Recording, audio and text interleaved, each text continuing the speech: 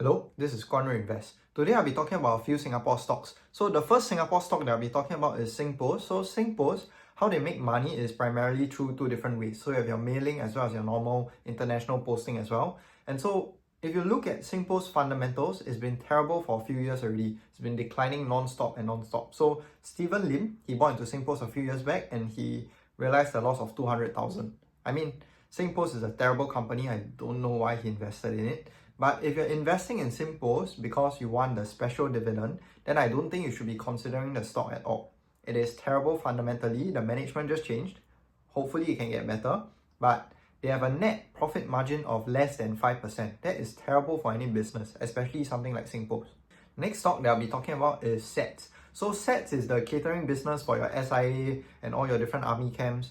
And so the company just turned profitable this year.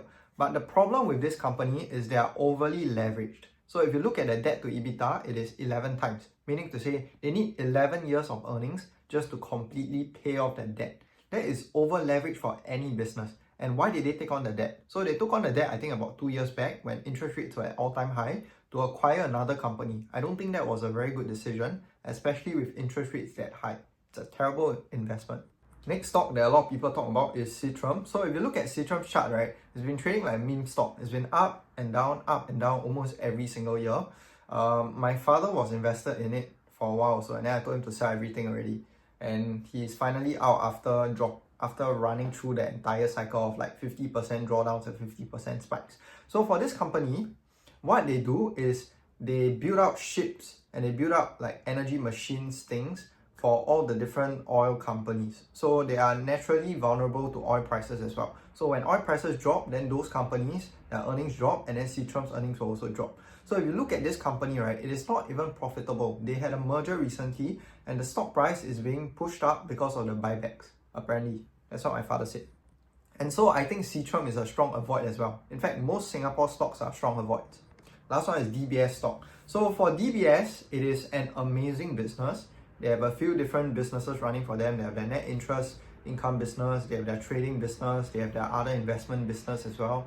And I think overall, the business in DBS is one of the better ones in Singapore. In fact, I think it's the best one in Singapore. If it ever traded to a reasonable price, I would sell all my Singapore stocks to buy into DBS. But the problem with DBS now is the valuation. So currently DBS is trading at a 1.9 price to book. That is comparable to Goldman Sachs, to JP Morgan and all your other US banks as well. And I don't think DBS is that level of quality. Maybe I'm biased because it's Singaporean compared to US. But for DBS, they recently released guidance. I think they released guidance in Q4 of 2023 as well as Q2 of 2024. So in Q4 of 2023, they said that for every basis point cut, their net interest income will drop by about 10 million. And then in Q2 of 2024, they said that for every basis point cut, their net interest income will drop by 4 million. So let's take the base case, that will be around a 6% drop in their total earnings. And if you look at DBS price to book now, right, it's at a 1.9. It is a historical high. It is one of the highest points that they have ever had since the dot-com, I think the 08 bubble. So for DBS, I don't think the valuation makes sense now. Hopefully it drops at 20-30% so that I can start accumulating it. But for now, I'm staying out of it. It is a quality business, but the valuation doesn't sit right with me. Not a Singaporean stock, but let's talk about REITs in general. So REITs are, I would say, they are dividend-paying retirement stocks. They are generally good investments if you're looking to retire. But for me, I don't think it is a very good investment. So why are REITs not a good investment? Because if you think about it, your REITs are not dissimilar to your commodity stocks. They take your money, they buy the stocks, they take your money, they buy the property, they rent the property, and then they give you back your money. So what they are doing is basically just buying properties. And properties are more similar to commodities than patented items.